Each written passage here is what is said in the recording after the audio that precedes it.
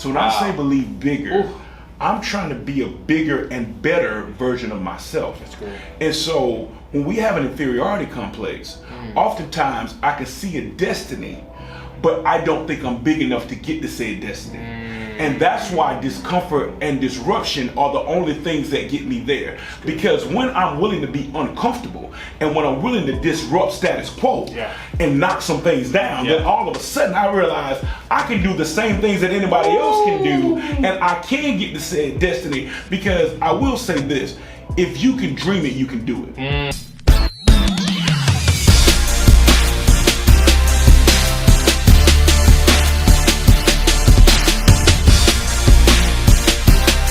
Welcome to the Build My Bridge podcast. I'm your host, Harry Dent III, joined as always by the bridge builder himself, Zach, man. Talk to us, man. You know, we've been doing a lot of traveling. We've been doing a lot of celebrations. We've both been on the go, man. Tell me something good. Man, listen, everywhere I go, man, and every person I meet, I'm still trying to build these bridges, Harry. And what I've discovered is some people don't want to walk across the bridge because they don't believe they're worthy of walking across it. Just being honest. So, you know, we've been putting it out about the master class and things of that sort. And, you know, I want to go ahead and say this is an opportunity. It's not an obligation. So we don't want to try to obligate people to it. I'm honestly not trying to sell you anything. I'm trying to help you get to success. That's good. And so what often happens is, what I've discovered is that people don't necessarily believe in themselves, so they can't tap into something else. So that's what I want to talk about today, man. Believing bigger. Like you got something good. Yeah, believing bigger, man. And I want to go ahead and give the three thoughts on this. You know, if you're gonna believe bigger, it's gonna require some discomfort. Wow. It's gonna require some disruption. Whew. But at the end, you can get to destiny. That's good. And I think what ends up happening is when I start believing bigger, I'm in a season of understanding reverse thought. Because, you know, if we listen to Stephen Covey, you have to begin with the end in mind, yes, sir. right? So 7 Habits, How They Affect the People. I believe in that. Yeah. So when I begin with the end in mind, all I'm thinking about is destiny. And that's a beautiful thing. I want to live a life of destiny. I want my feet to hit the floor every day and say, I got to get to my destination. I'm going somewhere. But in order to get there, I often try to avoid discomfort. And so let me say this. If you want to get anywhere in life that you're not already at, it's going to take some discomfort. Yeah. So, Harry, I know you're newly married. Shameless plug to Harry, newly married. And you don't have any kids yet. I got 3, Harry. Oh, wow. And so when I think about my 3 kids, all 3 of them, my wife had to carry, and there was discomfort. Yeah. Now, amazing kids, by the way. I appreciate that. But not only was there discomfort in that for her, you know, I can't pretend to know what it's like to carry a child. Once they were born, it was discomfort for me. Ooh. Because my sleep pattern changed. My financial picture changed. My dynamic of my daily routine changed. But if you want to birth something that you want to grow, many of us have a baby inside of us, but we don't want to nurture it because we don't want the discomfort. So, you know, talk to me about that a little bit, Harry. When we think about that discomfort, what comes to your mind? Man, absolutely. And you know, shout out to my wife, man. They say anytime you get a chance to shout out your wife, man, shout out your wife. You know, John Hope Bryant said something powerful. He said, behind every successful man is an exhausted woman. That's a big one. You know, when I think of discomfort, it makes me think of a quote that Lisa Nichols said one time. She said, comfort and growth can't exist in the same area. Hold, slow that down. Say it again, because somebody needs to write that one down. Yeah. Comfort and growth can't exist in the same area. So in other words, if you want to get to an area of max potential and destiny, you have to become uncomfortable in life. When I think of discomfort, I think of me being an introvert and being a public speaker. Some people might say that's a oxymoron. It is. But what ends up happening is it allows me to use the gift of communication in a way that's going to free a group of people opposed to just one person. I love interpersonal conversations. I love one-on-ones. I love a good podcast. But I also love the ability to be able to reach masses. I love the ability to be able to deliver the message to masses. So how do you prepare for that? Well, I believe let's walk through a couple of things that can help you with discomfort. The first thing you could do is write a list of facts down. Okay. I believe that oftentimes we put feelings over facts. Oh, that's huge. Yeah. So when you're thinking about discomfort, if you have a fact sheet, you can always check the feelings. So I may feel like I'm not a great speaker, but the fact says I'm a national presenter. The fact says that I've been on a national news platform. The fact says that I've done keynotes to high school audiences, that I've done keynotes to multiple people. So when you check the facts over the feelings, you automatically start to say, this discomfort can't be as bad as I thought it was going to be. And then you think about when you're not feeling well, your body goes through discomfort. Yes. And how do you go get comfortable? Most people go to the emergency room. Most people go to urgent care. Most people go to the hospital. Whatever you do, number one, like I said, you check the facts over the feelings. Number two, you go find that place that's going to bring you comfort. Mm-hmm. So whether that's a journal, whether that's the word, whatever that looks like for you in said season, you find that place that's going to bring you comfort. Last but not least, you get around people that's going to stretch you out of your comfort zone. I think it's so critical. It's so important. Zach, this is uncomfortable for us. We're doing this podcast. We don't know anything about podcasting. We don't know anything. We got a camera, got a couple of microphones, and we're getting out of our comfort zone because of the impact of what the Build My Bridge can do, the impact of helping people build that belief, the impact of people bringing their own belief. I know you're going to talk about that a little bit. So that's my thing on discomfort, Zach. It's just really getting around the right people that's going to help you get out your comfort zone, accepting the opportunity that's going to get you out of your comfort zone, and then really just being intentional with knowing the facts over your feelings. No, I love that. And I like how you laid those three things out. Let me say this. When you talk about getting around the right people, then that's when we get to the disruption point. When you say comfort and growth can't exist in the same place, then that also means that you're going to have to disrupt some things. Wow. I'm trying to free a person that has spent their whole life going along to get along. Wow.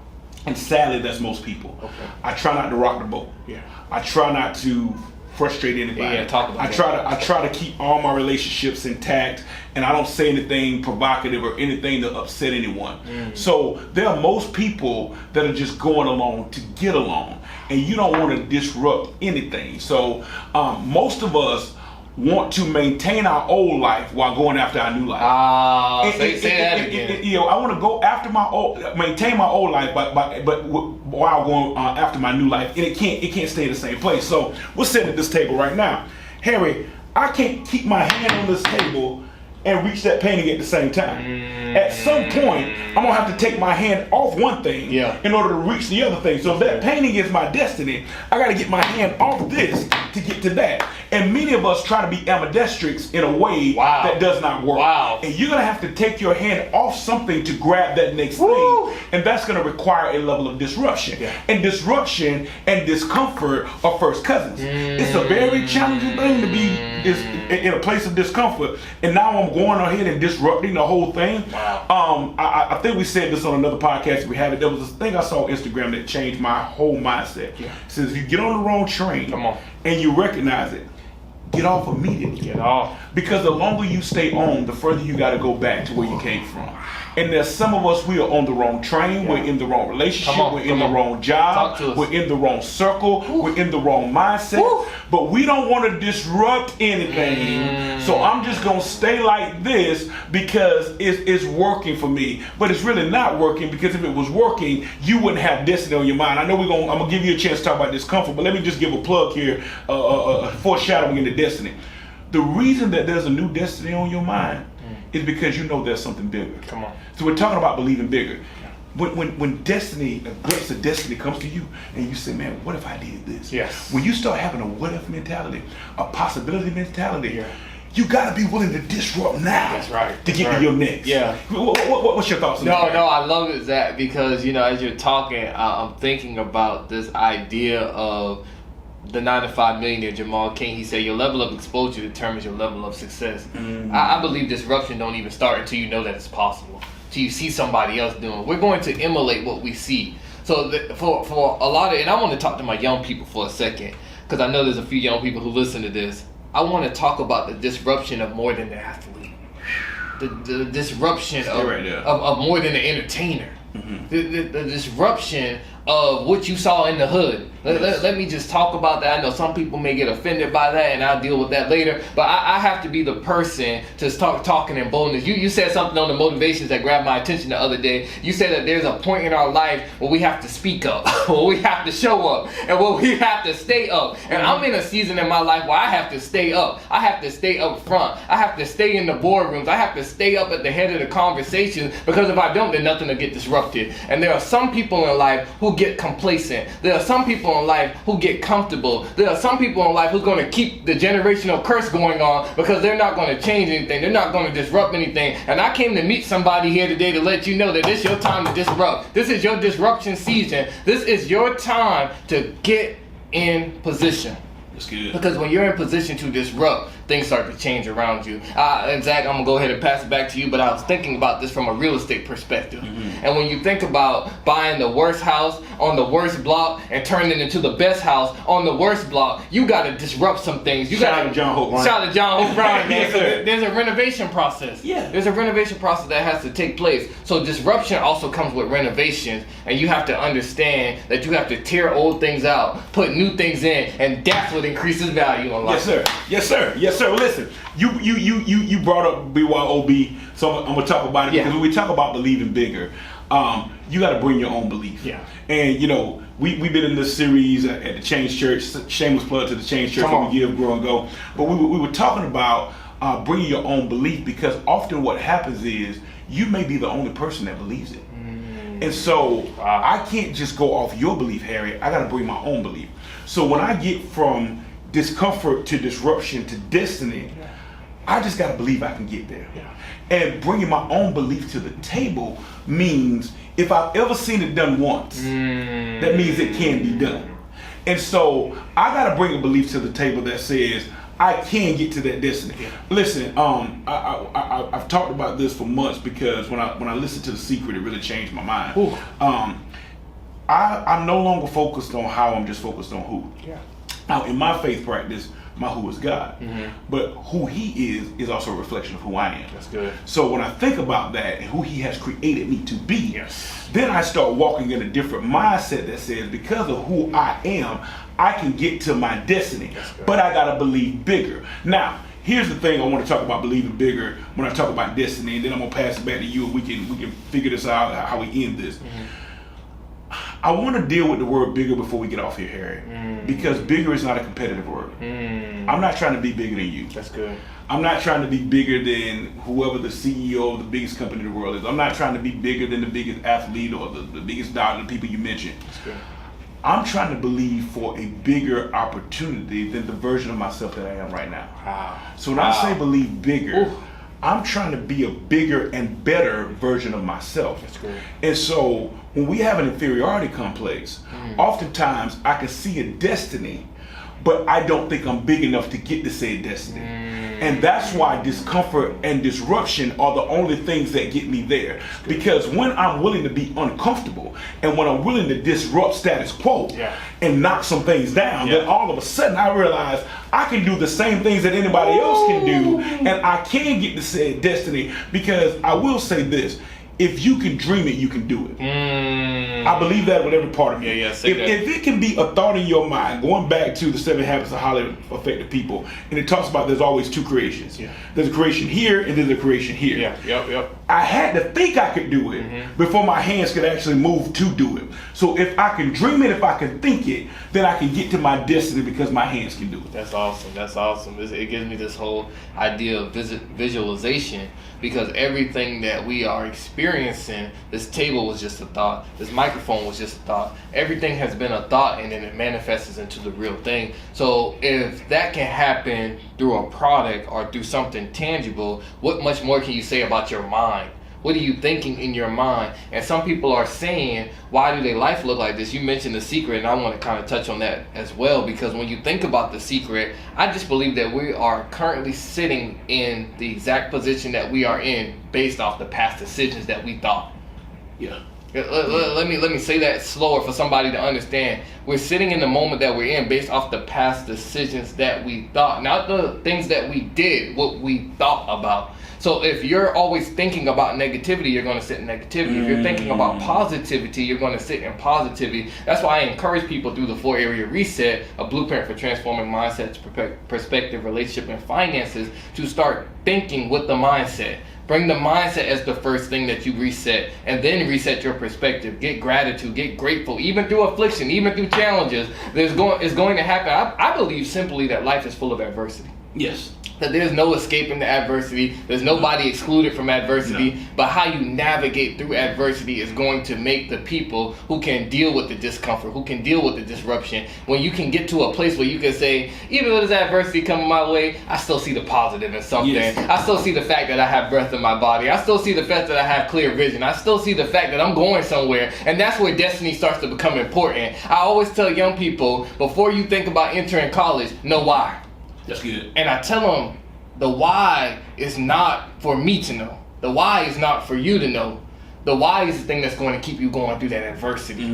When somebody in your family passes away, when financial aid has a problem, when there's some sort of catastrophic thing that happens in your life, when you remember why you are here, when you remember why you are doing something in life, I just simply believe nothing can get in your way. Nothing can stop you. You know, the secret talks about there's no limitations. Yes. And when you adopt that mindset and you start to realize that there's no limitations, you got to say everything is working for my good. Everything is working in my favor. So when you think about destiny, I encourage somebody to always remember, life is not about the destination. It's the journey. Yes. It's the journey. Yes. So yes, you have a destination, but enjoy the ride. Enjoy the journey. My greatest accomplishment about college, it was not necessarily just getting a degree. It's who I became through the process. Good. And you know, I think in life, if we're not careful, we'll fall so in love with the outcome that we forget about the process.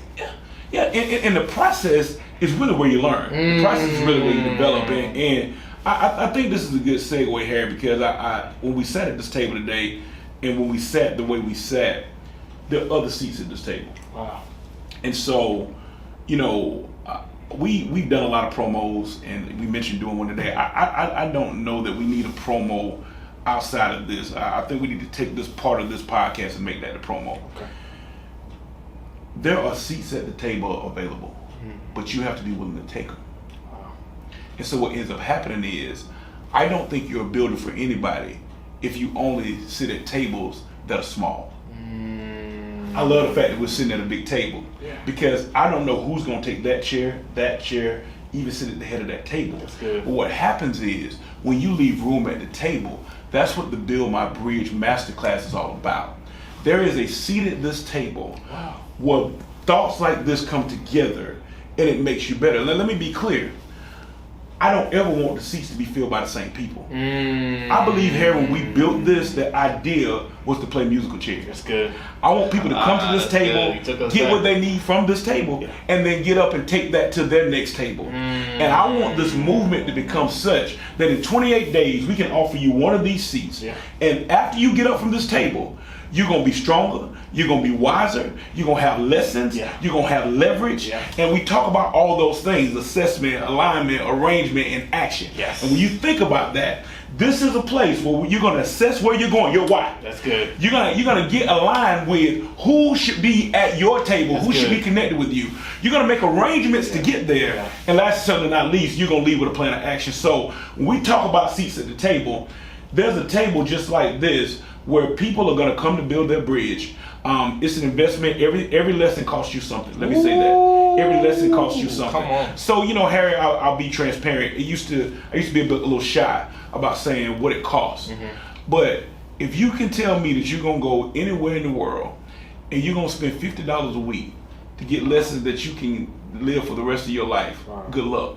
I waste $50 at Starbucks. I waste $50 at McDonald's. I waste $50 at restaurants. So I want to offer people a seat at the table to say, I want to take 28 days and give you something that'll be of value for the rest of your life. And so when we talk about believing bigger, Build My Bridge Masterclass, there's going to be some discomfort. It's going to be some disruption, because it's going to disrupt the way you used to think. But at the end of the day, you're going to leave with an action plan to get to destiny.